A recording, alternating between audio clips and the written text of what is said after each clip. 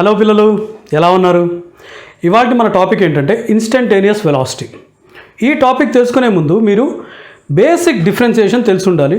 Differentiation మీద మనం చేసిన వీడియోస్లో ఏ వీడియో చూస్తే మీకు సరిపోతుందో అది లింక్లో ఇచ్చాను. ఫస్ట్ ఆ వీడియో చూసిన తర్వాత ఈ వీడియో చూస్తే మీకు ఎక్కువ క్లారిటీ వస్తుంది. ఓకే, ఈ వీడియోలో మనం ఏమేమి నేర్చుకోబోతున్నాం అంటే ఇన్స్టంటేనియస్ వెలాసిటీ, ఇన్స్టంటేనియస్ యాక్సలరేషన్, వాటిని ఎలా క్యాల్కులేట్ చేయాలి, మన క్వాడ్రాటిక్ ఈక్వేషన్లో ఏదన్నా ఇచ్చి ఉంటే డిస్ప్లేస్మెంట్ని క్వాడ్రాటిక్ ఈక్వేషన్లో రిప్రజెంట్ చేస్తుంటే డిస్ప్లేస్మెంట్ని nth సెకండ్ ఎలా క్యాల్కులేట్ చేయాలని నేర్చుకుంటాం. దాని తర్వాత డైరెక్షన్ ఇన్ మోషన్ నేర్చుకుంటాం. ఇవన్నీ అయిపోయిన తర్వాత ఎండ్ ఆఫ్ ద వీడియోలో ఒక క్వాడ్రాటిక్ ఈక్వేషన్ ఇస్తే ఆ క్వాడ్రాటిక్ ఈక్వేషన్ ఎటువంటి సాల్వ్ చేయకుండా మనం దాంట్లోంచి ఏ డేటా తీసుకోగలుగుతాము అనేది కూడా డిస్కస్ చేసి ఇవాళ వీడియో క్లోజ్ చేద్దాం. So first what is average velocity అనేది చూద్దాం.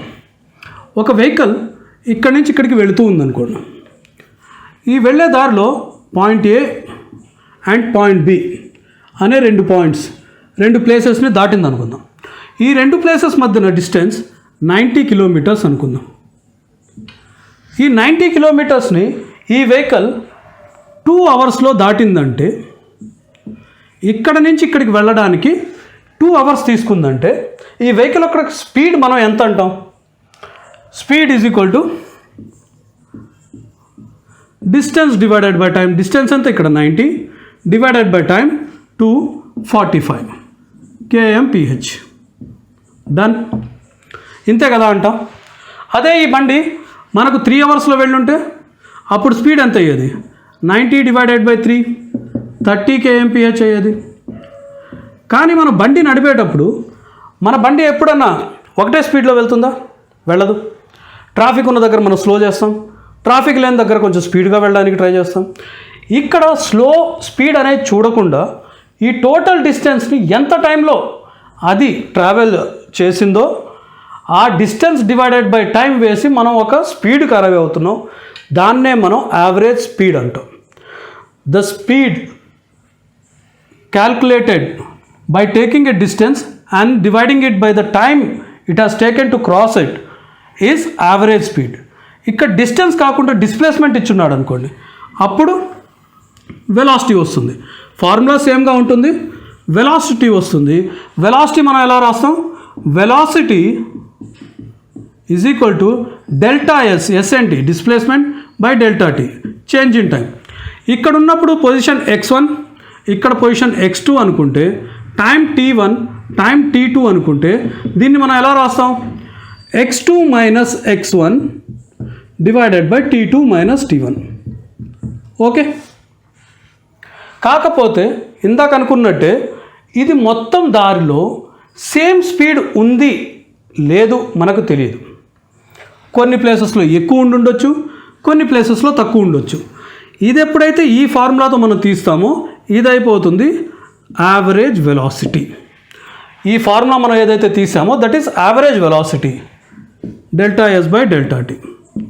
కానీ పర్టిక్యులర్ పాయింట్ మీద ఇక్కడ ఒక పాయింట్ ఉందనుకోండి, ఈ పాయింట్లో నాకు ఎంత వెలాసిటీ ఉంది బండిది ఆర్ ఆ పార్టికల్ వెలాసిటీ ఏంటి తెలుసుకోవాలంటే there is no change in time.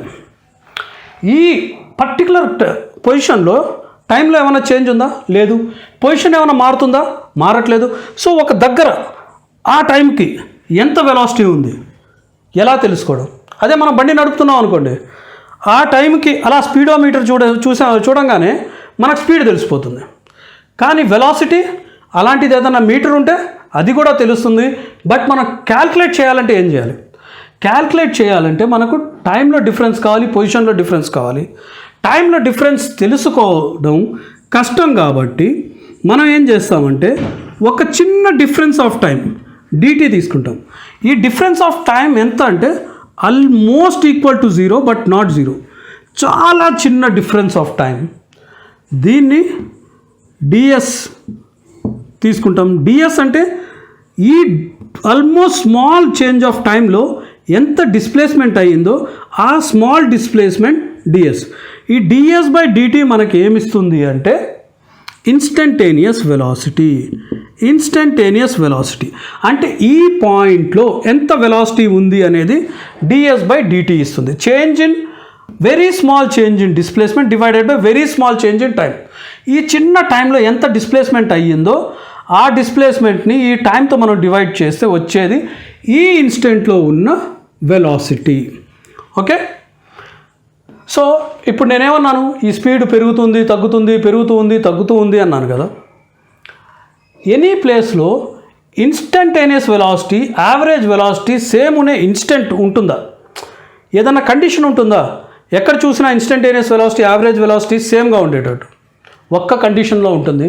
అదేంటంటే ఈ బండి స్టార్ట్ అయినప్పటి నుంచి ఎండింగ్ వరకు ఒకటే వెలాసిటీలో వెళ్తుంది అనుకోండి, 45 వెలాసిటీలోనే వెళుతూ ఉందనుకోండి.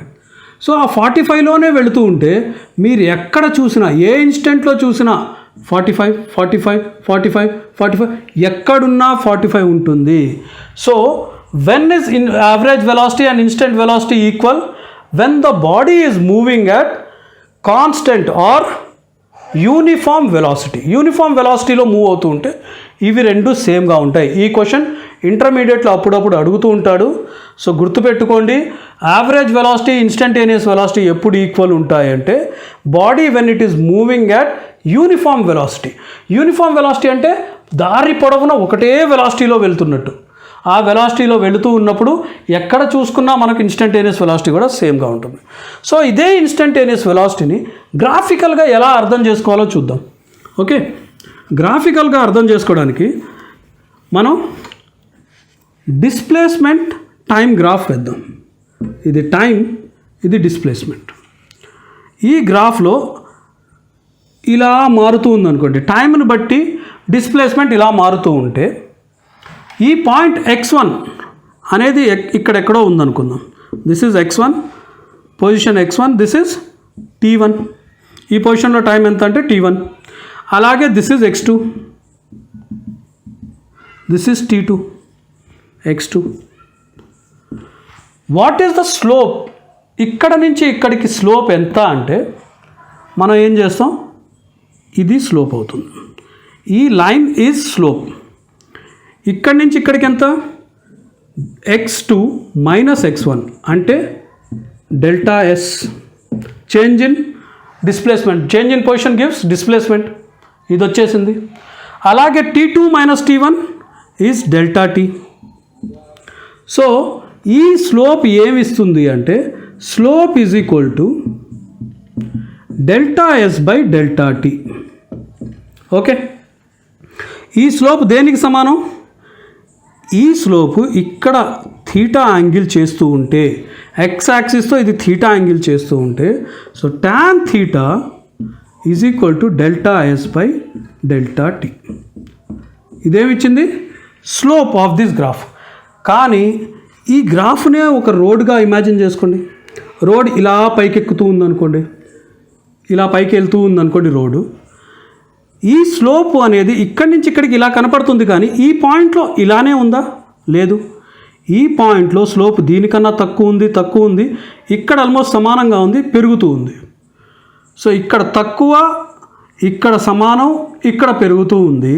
సో ఈ పాయింట్లో దాని స్లోప్ ఎంత అని తెలుసుకోవాలి అంటే మళ్ళీ మనం ఇక్కడ చేసినట్టు very small difference in time, చాలా చిన్న డిఫరెన్స్ ఇన్ టైం వేసుకొని ఈ ds ఇది dt అయితే, so ds by dt calculate చేసినప్పుడు ఇక్కడ ఏమొస్తుంది మనకు? ఒక టాంజెంట్ వస్తుంది అనమాట.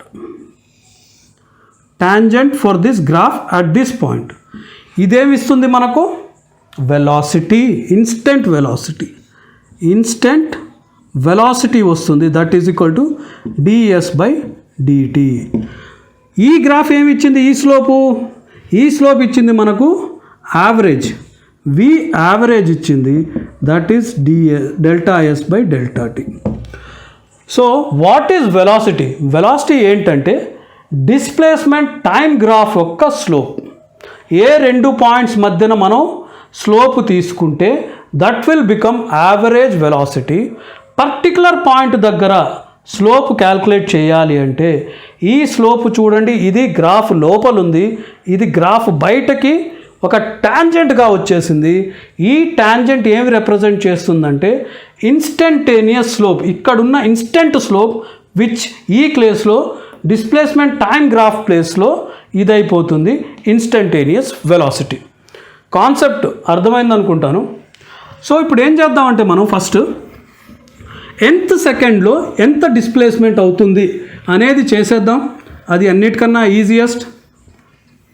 ఓకే, ఫస్ట్ ఒక ఫార్ములా క్వాడ్రాటిక్ ఈక్వేషన్లో displacement is equal to time square అనుకుందాం. అంటే దీని అర్థం ఏంటంటే టైము 0 ఉన్నప్పుడు డిస్ప్లేస్మెంట్ 0 స్క్వేర్ 0, ఇది మీటర్స్లో, ఇది సెకండ్స్లో. 0 సెకండ్స్లో డిస్ప్లేస్మెంట్ ఇస్ 0. 1 సెకండ్ వచ్చినప్పుడు టీ స్క్వేర్, దీని స్క్వేర్ ఎంత అవుతుంది 1 అవుతుంది.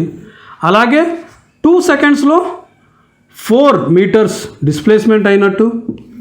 3 సెకండ్లో 3 స్క్వేర్ 9, 4 సెకండ్స్లో 16, 5 సెకండ్స్లో 25. ఈ రకంగా దాని డిస్ప్లేస్మెంట్ పెరుగుతూ పోతుంది. ఈ బాడీ యొక్క డిస్ప్లేస్మెంట్ టైంతో పాటు టైం ఎంత దూరం ఉంటే, ఎంత టైం అవుతూ ఉంటే దాని యొక్క స్క్వేర్ ప్రకారం దాని డిస్ప్లేస్మెంట్ మారిపోతూ ఉంది, అంత దూరానికి వెళ్ళిపోతుంది.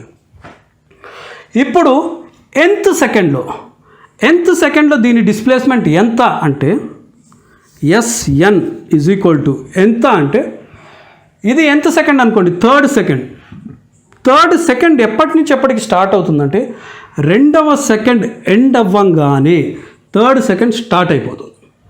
3rd సెకండ్ స్టార్ట్ అయ్యి ఇక్కడ మొత్తం కంప్లీట్ అయ్యే వరకు, 3rd సెకండ్ రీచ్ అయ్యే వరకు, అంటే ఒక సెకండ్లో ఎన్ని మిల్లీ సెకండ్స్ ఉంటాయి 1000 మిల్లీ సెకండ్స్. అంటే ఫర్ ఎగ్జాంపుల్ 2.001 మిల్లీ సెకండ్స్ అంటే 1 milli second, 2 seconds and 1 milli second నుంచి తీసుకొని 2.999 కూడా కంప్లీట్ చేసుకొని 3.000 వచ్చే వరకు టోటల్గా 1 సెకండ్ అవుతుంది. ఇక్కడ దీని కంప్లీషన్ తర్వాత అంటున్నాను, that is less than even milli second, దానికన్నా తక్కువ టైం అనమాట. ఎగ్జాక్ట్గా 2 సెకండ్స్ కంప్లీట్ అయిపోయాయి. అక్కడ నుంచి కౌంట్ చేసుకుంటూ పోయి 3వ సెకండ్ కంప్లీషన్ వరకు ఈ nth second. So Sn is equal to displacement in n seconds minus displacement in n-1 seconds. అంటే n సెకండ్స్లో టోటల్ డిస్ప్లేస్మెంట్ ఎంతో తీసుకొని దాంట్లోంచి n-1 సెకండ్స్లో ఎంత డిస్ప్లేస్మెంటో తీసుకుంటే అయిపోతుంది. ఇక్కడ 3rd సెకండ్లో ఎంత డిస్ప్లేస్మెంట్ అని అడిగితే 3 సెకండ్స్లో ఎంత డిస్ప్లేస్మెంట్ అయ్యింది 9 మైనస్ 3 - 1 ఏంటి 2 సెకండ్స్లో ఎంత డిస్ప్లేస్మెంట్ అయ్యింది 4 అవుతుంది. So 9 - 4 is 5 seconds, 5 metres is the displacement.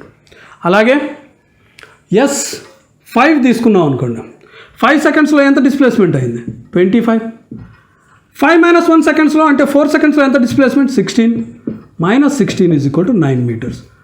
ఈ రకంగా చాలా ఈజీగా ఇక్కడ టీ స్క్వేర్లో మనం ఇక్కడ ఏం చేసాం 5 సెకండ్స్ అంటే 5 స్క్వేర్ మైనస్ టీ స్క్వేర్, మళ్ళీ n-1 అంటే 4, ఇక్కడ 4 స్క్వేర్ వేసుకొని 5 స్క్వేర్ మైనస్ 25 - 16 వేసుకొని 9 మీటర్స్. ఈ డిస్ప్లేస్మెంట్ మనకు nth సెకండ్లో ఎలా క్యాల్కులేట్ చేయాలో అర్థమైంది అనుకుంటా. ఇప్పుడు ఏం చేద్దామంటే average velocity and instantaneous velocity చూద్దాం. ఇదే ఫార్ములాలో what is the velocity at t is equal to 3 seconds అన్నాడు అనుకోండి. What is the velocity at t is equal to 3 seconds అన్నాడు అనుకోండి. 3 సెకండ్స్ దగ్గర వెలాసిటీ ఎంత అని అడిగితే మనం ఏం చేయాలంటే అట్ అన్నాడు చూసారా, అట్ అంటే ఆ ఇన్స్టెంట్లో, ఎగ్జాక్ట్గా ఆ టైంలో, అంటే ఇన్స్టంటేనియస్ వెలాసిటీ అడుగుతున్నాడు. వి ఇన్స్టంటేనియస్ మనకేమవుతుంది ds/dt.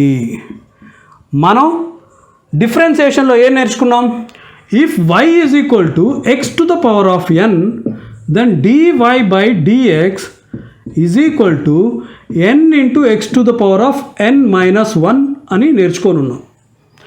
కావాలంటే డిఫరెన్షియేషన్ వీడియో ఇంకోసారి చూశారు కాబట్టి చూసే ఉంటారు ఈ వీడియోకి రాకముందు. ఇదే మనం నేర్చుకున్నది. సో ఇక్కడ ds/dt ఏంటి? y ప్లేస్లో s ఉంది, x ప్లేస్లో t ఉంది. So t to the power of ఎంత ఉంది? 2 ఉంది. సో ఫస్ట్ ఆ 2ని బయటికి తీసుకోండి. Into t 2-1. 2-1 ఎంత అవుతుంది? 1 అవుతుంది.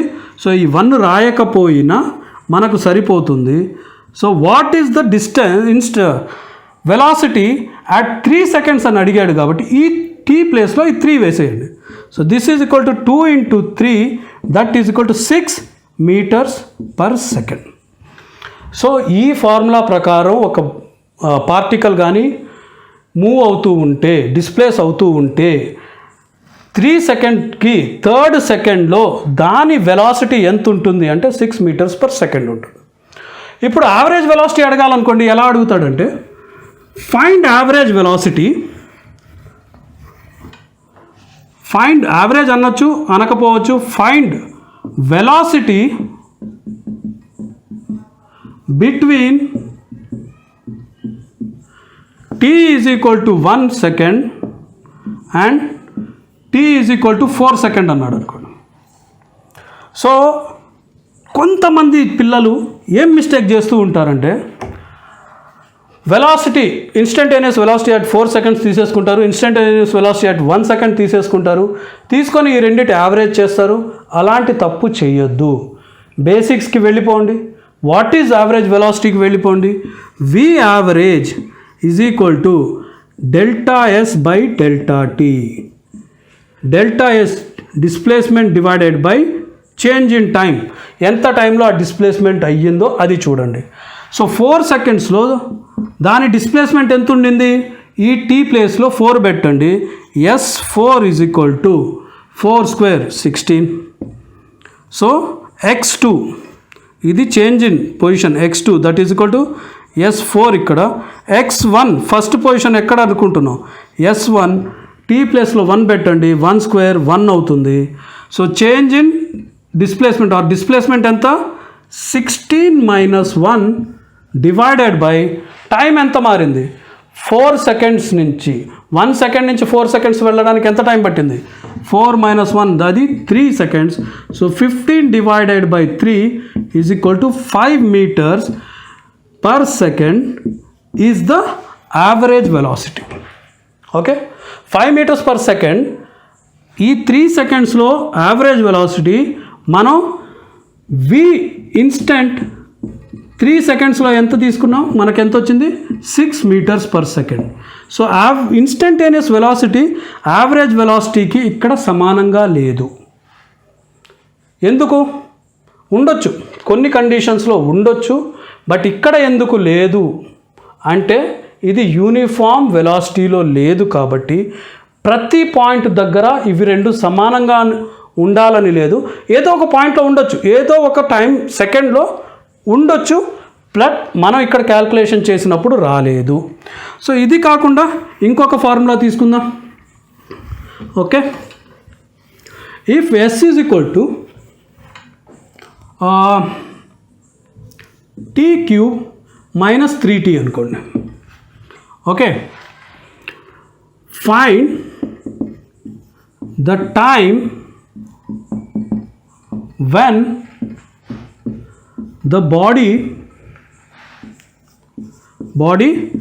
is at rest అన్నాడు అనుకోండి. when the body is at rest అంటే మీనింగ్ ఏంటి? వెలాసిటీ 0 ఉందని. సో ఇక్కడ వెలాసిటీ ఎప్పుడు 0గా ఉంది? ఫస్ట్ వెలాసిటీ ఫార్ములా తీసుకుందాం. ఇక్కడ velocity is equal to ds/dt ఎంత అవుతుంది? ఫస్ట్ దీన్ని డిఫరెన్షియేట్ చేస్తే 3t to the power of 3 - 1 is square minus 3 ఇక్కడ t² వేసుకుంటాను. Okay, 3 × 2 6t. Okay, so when the body is at rest అంటే వెలాసిటీ 0 అవ్వాలి. సో వెలాసిటీ 0 అంటే ఇది 0 అయిపోవాలి. So 3t² - 6t is equal to 0 ఉన్నప్పుడు body is at rest. So 3t into t minus 2 is equal to 0. అంటే t 0 ఉన్నప్పుడు and time 2 seconds ఉన్నప్పుడు body is at rest. So ఈ 2 టైమ్స్లో ఉంది. అంటే బాడీ స్టార్ట్ అయినప్పుడు రెస్ట్లో నుంచి స్టార్ట్ అయింది, 2 seconds ట్రావెల్ చేసిన తర్వాత మళ్ళీ రెస్ట్లోకి వచ్చింది. ఇలాంటి క్వాడ్రాటిక్ ఈక్వేషన్లో బాడీ మోషన్లో ఉండి రెస్ట్లోకి వచ్చింది అంటే అర్థం ఏంటంటే అది తన డైరెక్షన్ని ఆపోజిట్ డైరెక్షన్లోకి మార్చుకుందనమాట. అంటే t 0 నుంచి స్టార్ట్ అయ్యి ఇటు వెళుతూ 2 secondsకి వెళ్ళి ఇక్కడ నుంచి మార్చేసుకుంది. సో ఇక్కడ 0 వెలాసిటీ ఉంది, ఈ v ఈజ్ ఈక్వల్ టు 0 ఇక్కడ ఆఫ్టర్ 2 seconds కూడా ఉంది.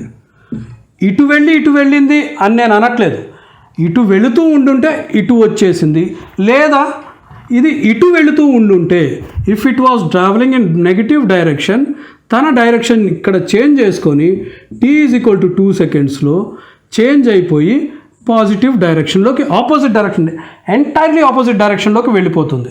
ఇది గుర్తుపెట్టుకోండి. When t is equal to 0 కాకుండా ఇంకే టైంలో అన్నా బాడీ రెస్ట్లోకి వచ్చింది అంటే the body has change this direction into opposite direction. First ఒక డైరెక్షన్లో వెళుతూ ఉన్న బాడీ ఆగి వెనక్కి వచ్చింది, వెనక్కి అంటే ఆపోజిట్ డైరెక్షన్లోకి వచ్చింది అని అర్థం. ఇంకొక ఫార్ములా తీసుకొని ఇప్పుడు సాల్వ్ చేసి చూద్దాం. If s is equal to t cube divided by 3 minus t square divided by 2 minus 2t, then find when the body is at rest. Good. So ఈ బాడీ ఎప్పుడు రెస్ట్లో ఉంది అనేది మళ్ళీ క్యాలిక్యులేట్ చేయమంటున్నాడు. ఇందాక చేసినట్టే మనం వెలాసిటీకి ఫార్ములా తీసుకుందాం. దీన్ని సాల్వ్ చేస్తే 3t² divided by 3 minus 2t² divided by 2 minus 2t. ఈ 3 పోతుంది, 2 పోతూ ఉంది, మైనస్ 2 పోతూ ఉంది. సో ఇది ఎంత ఆన్సర్ వచ్చింది? This is equal to t² minus t minus 2. Body is at rest అంటే this should be equal to 0. So ఇది 0 ఎప్పుడు అవుతుంది? సో దీన్ని మనం ఎలా రాసుకోవచ్చు? t² minus 2t plus t minus 2 is equal to 0. So t minus 2 into t minus 1 t plus 1, ఈ 2 ఇన్స్టెంట్స్లో ఈ బాడీ 0 అయిపోతుంది. ఇక్కడ ఏం చేసాం? ఇక్కడ మ్యాథ్స్ కాని స్టూడెంట్స్కి కన్ఫ్యూజన్ ఉండొచ్చు. సో ఈ రెండిట్లో t కామన్ తీసుకున్నాను, t మైనస్ 2 ప్లస్ ఇక్కడ 1 కామన్ తీసుకొని t మైనస్ 2 రాసుకున్నాం. This is equal to 0. ఇక్కడ t మైనస్ 2 మళ్ళీ కామన్ తీసుకున్నాం, into t plus 1 is equal to 0 అయిపోయింది. అంటే బాడీ ఈజ్ అట్ రెస్ట్ ఎప్పుడు? When t is equal to -1 అన్న అయి ఉండాలి and t is equal to 2 seconds. అంతే కదా? ఇది కరెక్టేనా? దీంట్లో ఒక్క తప్పు ఉంది. టైం ఎప్పుడు నెగిటివ్ కాదు. టైం ఎప్పటికీ నెగిటివ్ కాదు కాబట్టి ఎప్పుడన్నా మీరు సాల్వ్ చేసినప్పుడు నెగిటివ్ ఆన్సర్ వస్తే టైంకి this is a wrong answer. దీన్ని తీసేసి ఇది ఒక్కటే మీకు ఆన్సర్ అవుతుంది. ఓకే, ఇప్పుడు ఎలాగైతే మనం వెలాసిటీ క్యాల్కులేట్ చేసామో అలాగే యాక్సలరేషన్ కూడా, యావరేజ్ యాక్సలరేషన్, ఇన్స్టంటేనియస్ యాక్సలరేషన్, ఇవి కూడా మనం క్యాల్కులేట్ చేయొచ్చు. For an example, if v is equal to t² minus 2t, okay, ఈ రకంగా మనకు ఒక ఫార్ములా ఇచ్చాడు అనుకోండి, quadratic equation. Find acceleration at t is equal to 3 seconds అన్నాడు అనుకోండి. సో యాక్సలరేషన్ ఏమవుతుంది అంటే, మనం ఇందాక వెలాసిటీ అంటే ఏమనుకున్నాం? డిస్ప్లేస్మెంట్ టైం గ్రాఫ్కి స్లోప్ అనుకున్నాం కదా. అలాగే యాక్సలరేషన్ ఏమవుతుందో తెలుసా, వెలాసిటీ టైం గ్రాఫ్కి స్లోప్ అవుతుంది. What is acceleration? Acceleration formula ఏంటి? Change in velocity divided by time. ఇక్కడ t is equal to 3 seconds అన్నాడు. అట్ అంటే that is instantaneous acceleration. Instantaneous acceleration తీయాలి అంటే ఏ ఇన్స్టంటేనియస్ ఎంత అవుతుందంటే is equal to dv by dt. Very small change in టైంలో ఎంత వెలాసిటీ అయితే చేంజ్ అవుతుందో దాన్ని మనం డివైడ్ చేస్తే వచ్చేదే instantaneous acceleration. dv by dt ఎంత అని చూస్తే 2t మైనస్ 2. సో ఇప్పుడు ఏమడిగాడు? Find acceleration at 3 seconds. So instantaneous acceleration 3 seconds దగ్గర ఎంత అంటే a3 is equal to 2 into t బదులు 3 వేశాను, -2 is equal to 6 - 2 4 meters per second square. ఈ రకంగా మీరు ఇన్స్టంటేనియస్ యాక్సలరేషన్ కూడా క్యాల్కులేట్ చేసేయచ్చు. ఇంకొక ఫార్ములా తీసుకుందాం. ఇక్కడ if v is equal to t cube minus 3t square. So find average acceleration between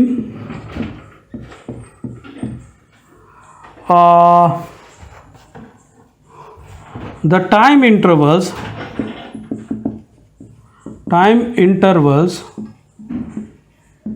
when the acceleration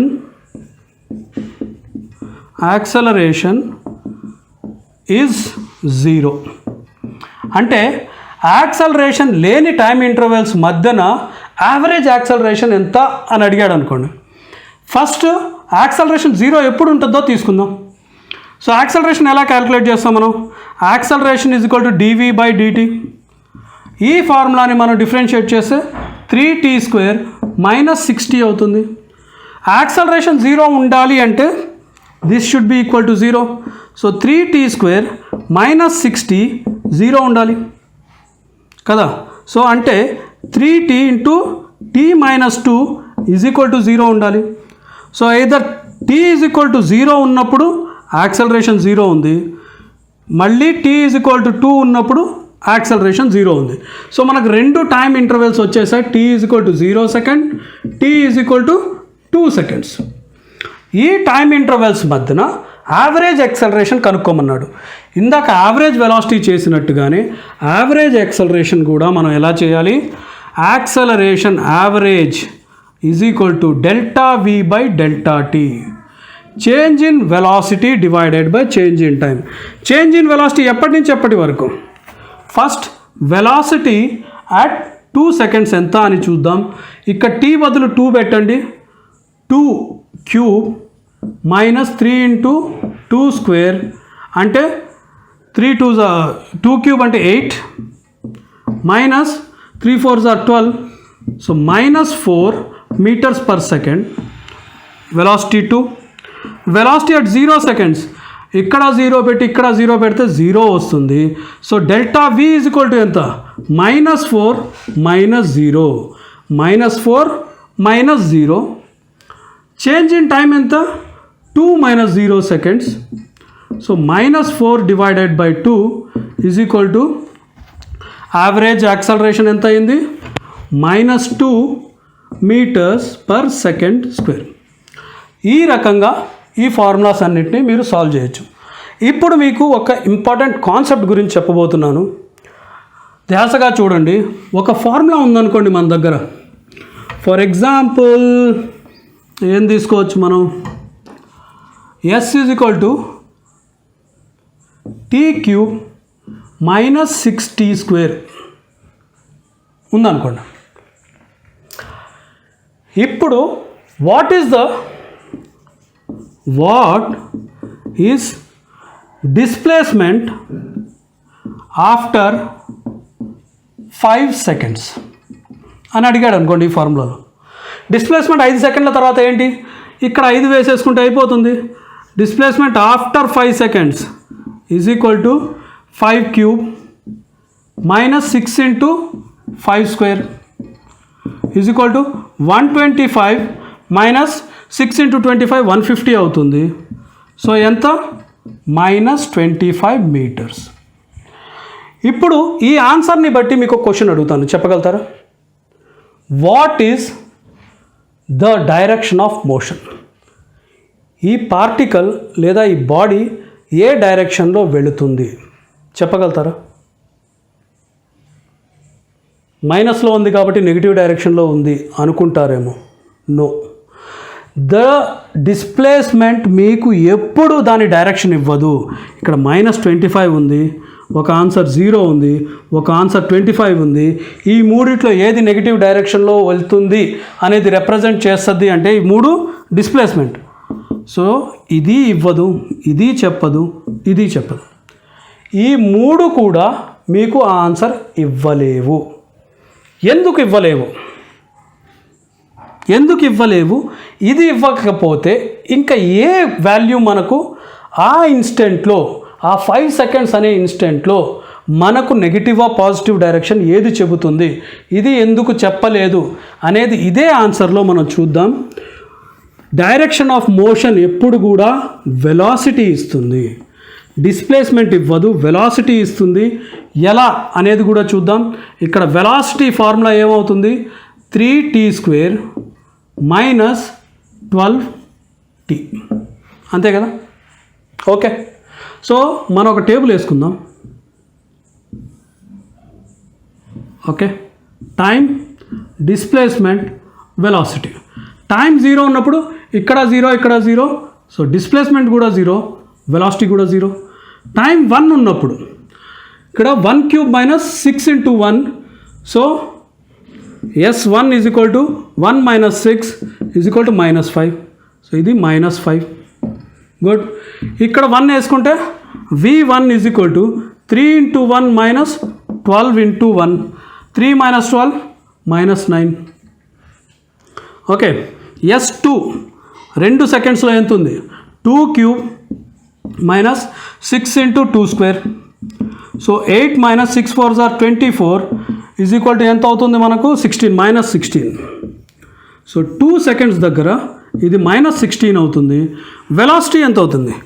V2 is equal to 3 into 2 square minus 12 into 2. ఈ tea ప్లేస్లో 2 వేసాను, ఈ tea ప్లేస్లో 2 వేసాను. 3 4s are 12 minus 24 is equal to -12. ఇక్కడ -12. Okay, ఇప్పుడు మళ్ళీ t is equal to 3 వేద్దాం.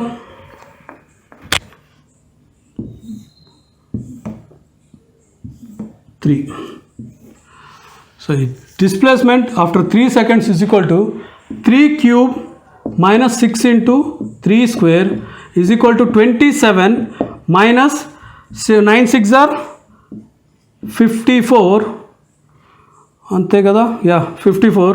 ఇదంతా -27. సో ఇది -27. వెలాసిటీ ఎంత అవుతుంది 3 seconds తర్వాత?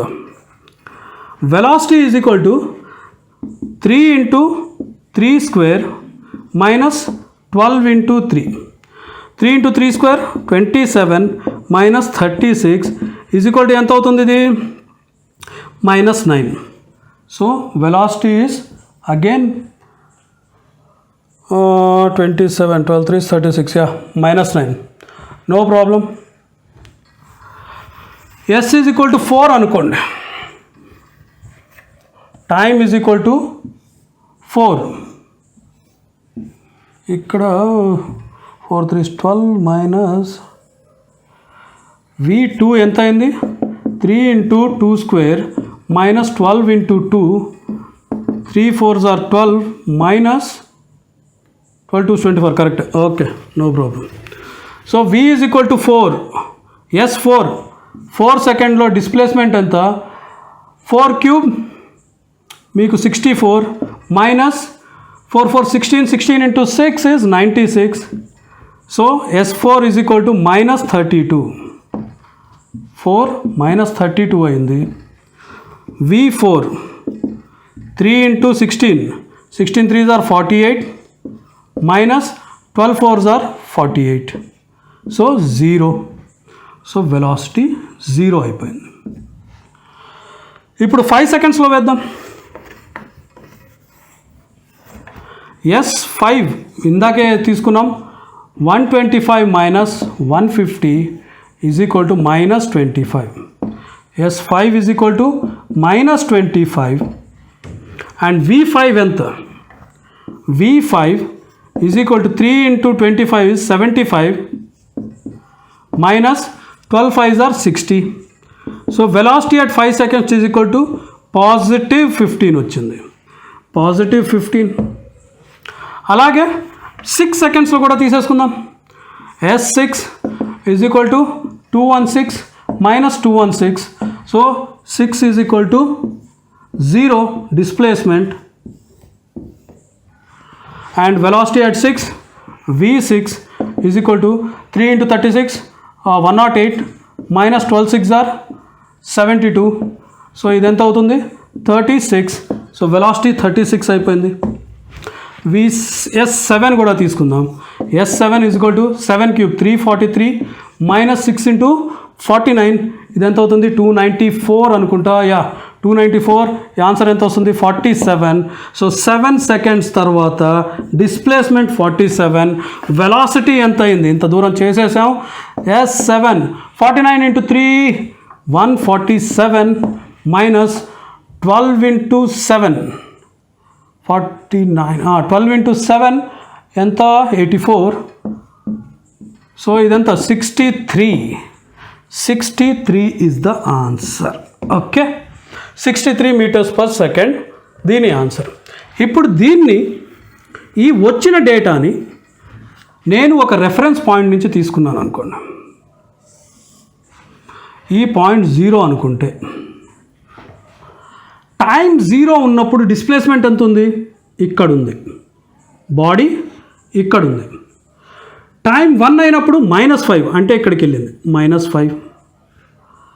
సో ఈ బాడీ ఇటు నుంచి ఇక్కడికి వచ్చింది. తర్వాత -16కి వెళ్ళింది. -16. సో ఇటు వచ్చింది. తర్వాత -27కి వచ్చింది. సో T1 T2 T3 -27కి వచ్చింది. తర్వాత T4 దగ్గర ఎంత వచ్చింది? -32.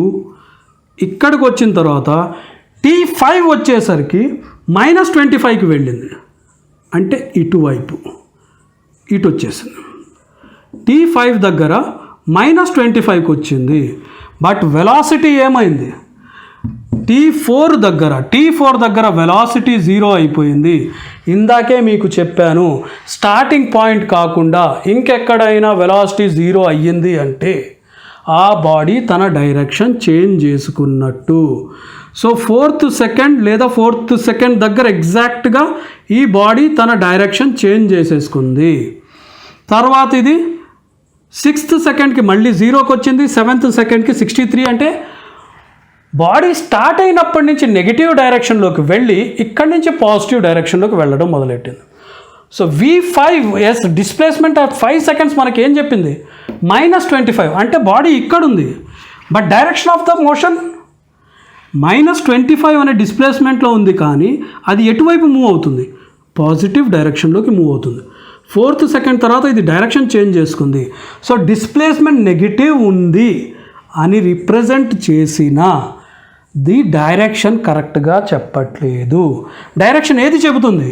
ఇప్పటి వరకు నెగిటివ్ ఉన్న వెలాసిటీ ఇక్కడ 0 అయిపోయి ఇటు పాజిటివ్ అవ్వడం మొదలెట్టింది. సో నెగిటివ్ డైరెక్షన్లో ఉన్నప్పుడు చూడండి వెలాసిటీ ఎంత ఉండింది? -9. ఇక్కడ -12, మళ్ళీ -9, ఇక్కడికి వచ్చి 0 అయిపోయింది. సో నెగిటివ్ డైరెక్షన్లో బాడీ ట్రావెల్ చేసినంతసేపు వెలాసిటీ నెగిటివ్గా ఉంది. ఎప్పుడైతే పాజిటివ్ డైరెక్షన్లోకి రావడం మొదలెట్టిందో అప్పుడు వెలాసిటీ పాజిటివ్గా ఉంది. సో డైరెక్షన్ ఆఫ్ మోషన్ని ఏది రిప్రజెంట్ చేస్తుంది అంటే వెలాసిటీ. ఇన్స్టెంట్ వెలాసిటీ మటుకే మీకు డైరెక్షన్ ఆఫ్ మోషన్ని ఎగ్జాక్ట్గా చెబుతుంది. ఇది బేస్ చేసుకొని మనం ఇంకొక క్వశ్చన్ చేద్దాం. Okay, what is the question అంటే if s is equal to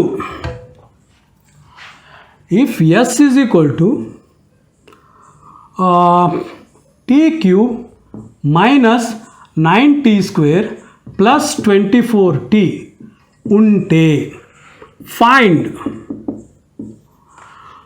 when the body is at rest.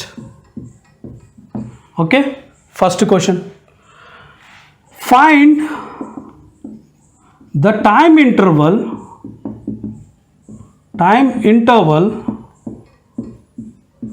when the body is moving in negative direction. దీంట్లో రెండు క్వశ్చన్స్. ఫస్ట్ క్వశ్చన్ ఏమవుతుందంటే find when the body is at rest.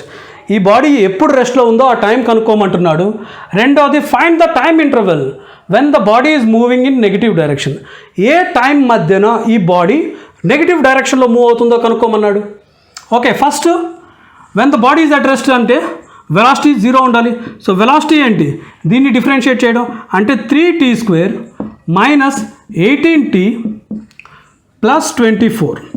Velocity రెస్ట్లో ఉండాలంటే this should be equal to 0. Done. ఇక్కడ నుంచి మొత్తం t3 ఇక్కడ 3 తీసేద్దాం, ఇక్కడ 3 తీసేసి అటు పంపిస్తే 0 అయిపోతుంది. సో దీన్ని t square minus 60, 6 3s are 18, 3 తీసేసాను ప్లస్ 8 ఈజ్ ఈక్వల్ టు 0.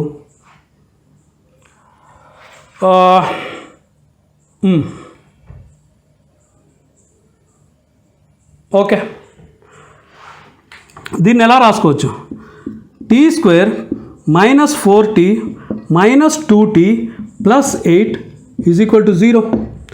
ఇక్కడ t కామన్ తీస్తే t మైనస్ 4, ఇక్కడ మైనస్ 2 కామన్ తీస్తే t minus 4 is equal to 0. So t minus 4 and t minus 2 is equal to 0. So body ఎప్పుడు రెస్ట్లో ఉంది, when t is equal to 2 seconds and when t is equal to 4 seconds. ఇక్కడ body start పాయింట్లో రెస్ట్లో లేదు. Start పాయింట్లో దానికి initial velocity ఉంది, but 2 seconds travel చేసిన తర్వాత బాడీ రెస్ట్లోకి వచ్చింది. దాని తర్వాత దాని డైరెక్షన్ మార్చుకొని ఇంకో డైరెక్షన్లో వెళుతూ ఉండగా ఇంకో 2 సెకండ్ అంటే 4 సెకండ్స్ వచ్చినప్పుడు మళ్ళీ రెస్ట్లోకి వచ్చి తన డైరెక్షన్ మార్చుకుంది. ఓకే, ఇప్పుడు మనం నెక్స్ట్ క్వశ్చన్కి వద్దాం. What is the next question? ఇక్కడ find the time interval when the body is moving in negative direction. ఇప్పుడు మనకేమొచ్చింది, t minus 2 into t minus 4 అనేది వెలాసిటీకి ఫార్ములా వచ్చింది. ఇది 0 ఉంటే బాడీ రెస్ట్లో ఉంది. ఇది నెగిటివ్ ఉందనుకోండి, ఇది నెగిటివ్ ఉంటే when it is negative body negative డైరెక్షన్లో వెళుతుంది. పాజిటివ్ ఉంటే పాజిటివ్ డైరెక్షన్. సో ఈ దిస్ ఇంటూ దిస్ నెగిటివ్ ఎప్పుడు అవుతుంది, పాజిటివ్ ఎప్పుడు అవుతుంది, మనం సాల్వ్ చేస్తే మనకు టైం ఇంటర్వెల్ తెలిసిపోతుంది. టైం 0 కన్నా తక్కువ ఉండదు ఆబ్వియస్లీ. ఇక్కడ టైం 0 వేసాను అనుకోండి, ఇక్కడ మైనస్ 2 వస్తుంది ఇంటూ మైనస్ 4 అవుతుంది. So when time is 0, minus 2 into minus 4 positive 8 వచ్చింది. So velocity is positive. Time 0 ఉన్నప్పుడు వెలాసిటీ పాజిటివ్ అయింది. టైం 1 వేస్తాను, టైం 1 వేస్తే 1 minus 2 minus 1 into 1 minus 4 minus 3 ఎంత వచ్చింది, పాజిటివ్ 6 వచ్చింది. So positive 6. సో మళ్ళీ వెలాసిటీ పాజిటివ్ ఉంది.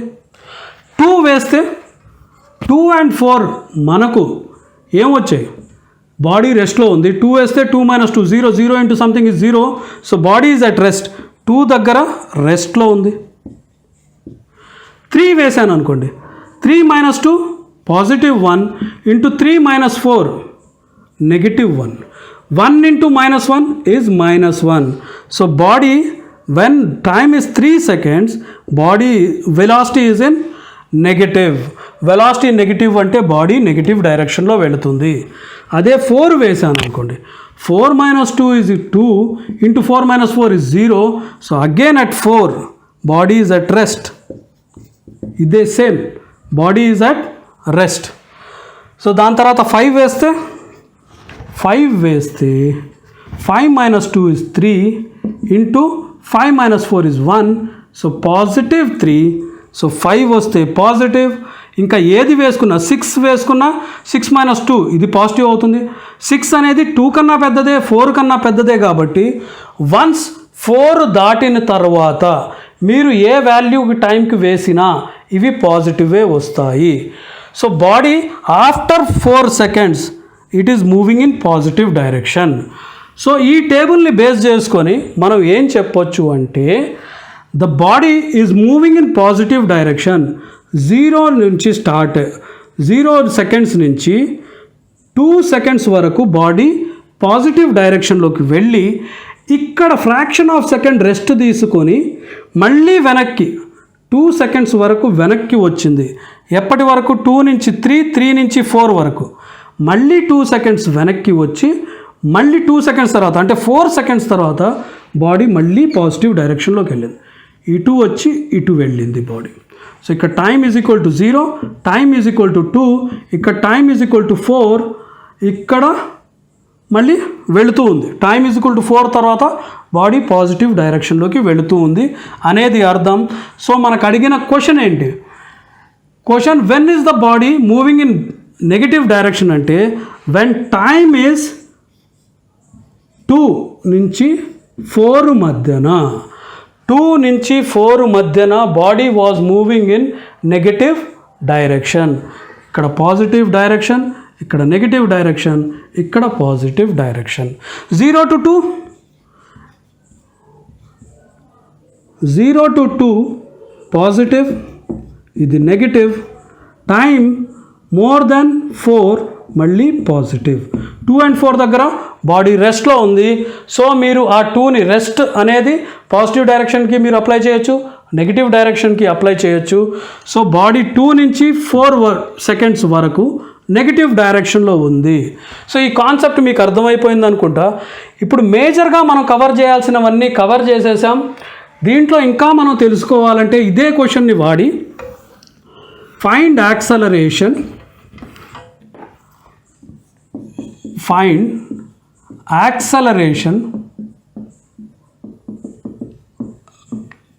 At t is equal to 3 seconds అన్నాడు అనుకోండి. ఫస్ట్ వెలాసిటీ తెలుసుకోవాలి. యాక్సలరేషన్ తెలుసుకోవాలంటే ఫస్ట్ మనకు వెలాసిటీ తెలియాలి.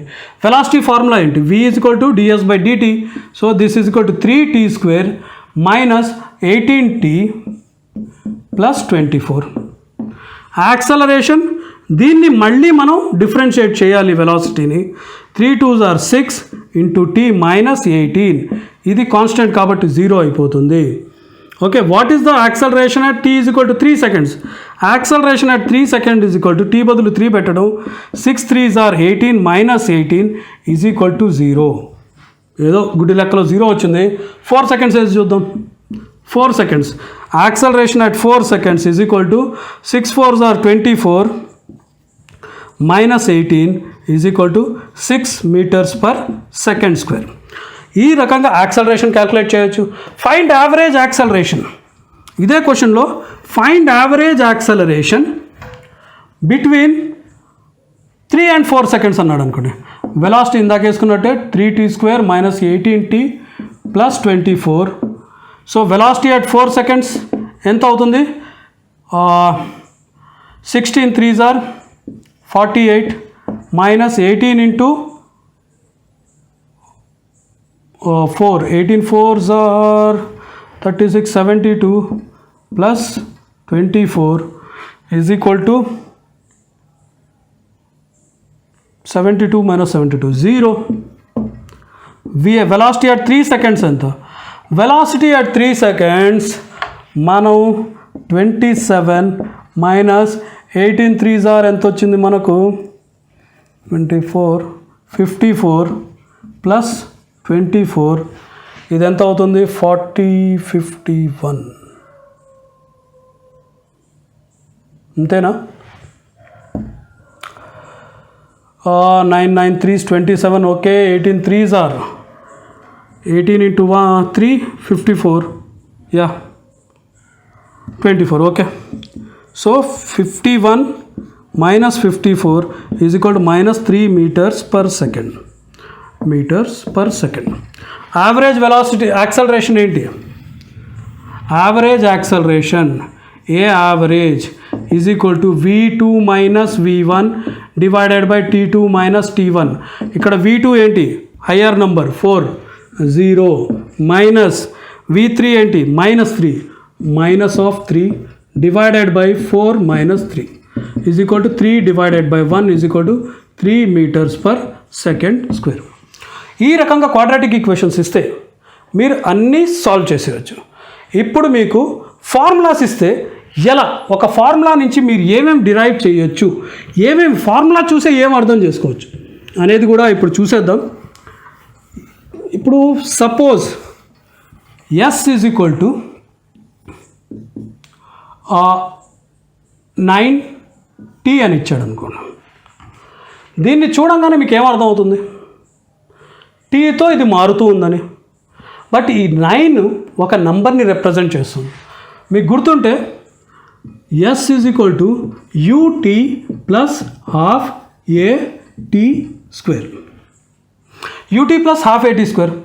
ఇక్కడ టీ స్క్వేర్లో ఎటువంటి వాల్యూ లేదు. టీ స్క్వేర్లో ఎటువంటి వాల్యూ లేదు.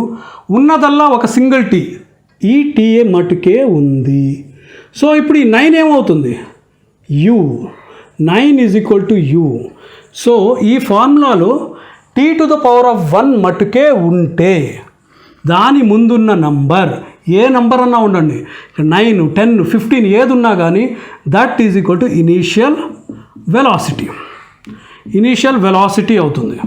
ఇక్కడ ఇనీషియల్ వెలాసిటీ 9. గుడ్. ఇప్పుడు S is equal to same 9t plus 6t square అన్నాడు అనుకోండి, లేదా 6t స్క్వేర్ ప్లస్ 9t అన్నా కానీ మళ్ళీ ఇక్కడ ఇంకో మాట చెప్పడం మర్చిపోయాను. Initial velocity is equal to 9 అనేది అర్థమైంది. బట్ వెలాసిటీ మీరు క్యాల్కులేట్ చేస్తే, దీన్ని డిఫరెన్షియేట్ చేస్తే 9 వస్తుంది.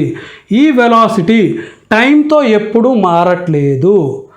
t1 ఉన్నా, t0 ఉన్నా, t100 ఉన్నా, t ఇన్ఫైనైట్ ఉన్నా వెలాసిటీ ఈజ్ 9 అంటే ఈ body is under uniform velocity.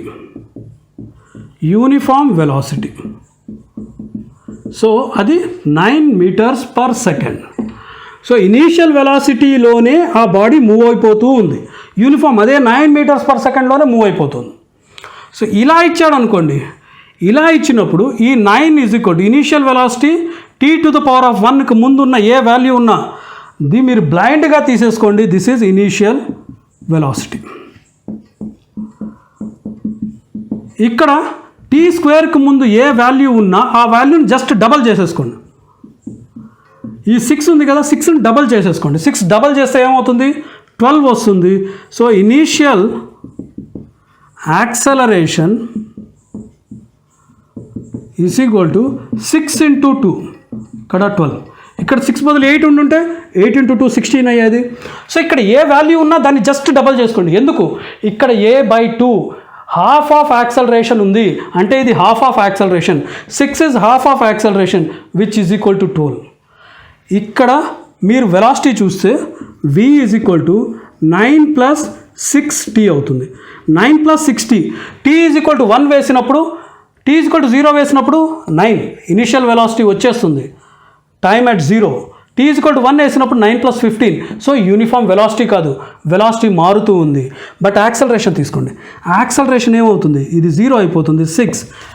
Acceleration మళ్ళీ కాన్స్టెంట్గా ఉంది.